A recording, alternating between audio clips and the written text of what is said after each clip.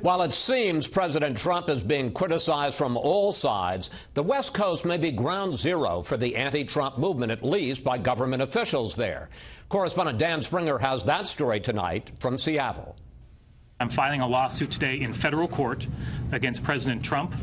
With its lawsuit against President Donald Trump's extreme vetting executive order, Washington State fired the first legal salvo from any state capital, aimed at derailing the Trump administration. At least from the West Coast, it would appear this is the first of many. Washington's Democratic Governor Jay Inslee joined the protesters at the Seattle airport, and critics say took hyperbole to a new level.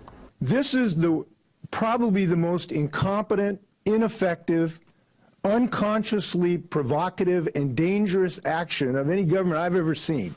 Oregon's Kate Brown, the country's first openly bisexual governor, protested Trump in the Women's March, declared Oregon a sanctuary state, then sent a mass email inviting people to join her newly formed Trump resistance team. She wrote, "Now more than ever we must bring communities together to resist in a divided nation." I am deeply disturbed by all of this. We should all be deeply disturbed.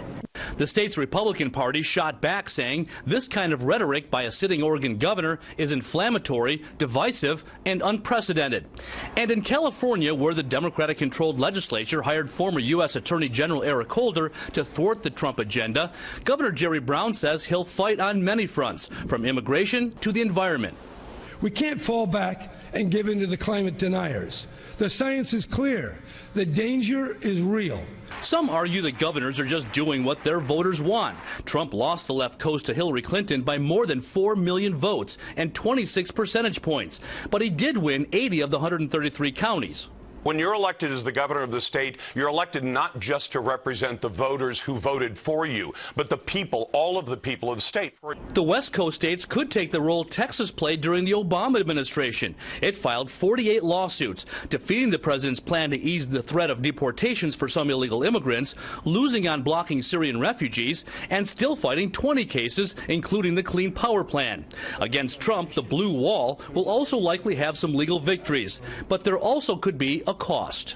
They're going to further alienate Americans by suggesting just how far to the left the Democrat Party is tilted. They know that from Bernie Sanders' success during the campaign and from Hillary Clinton's failure.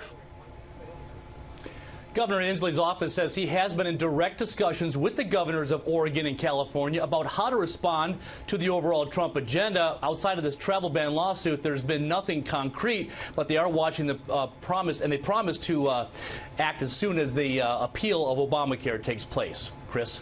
Well, Dan, as we know, the Ninth Circuit Court of Appeals is set to announce its ruling on President Trump's travel ban sometime this evening, and the lawsuit, of course, started there in Washington State. Are they gearing up for a fight? Well, if this is any indication, the Attorney General, Bob Ferguson, has already said that he will have a news conference the minute that this decision is handed down. I would expect that his office and Governor Jay Inslee will fight this as far as they're allowed. Chris?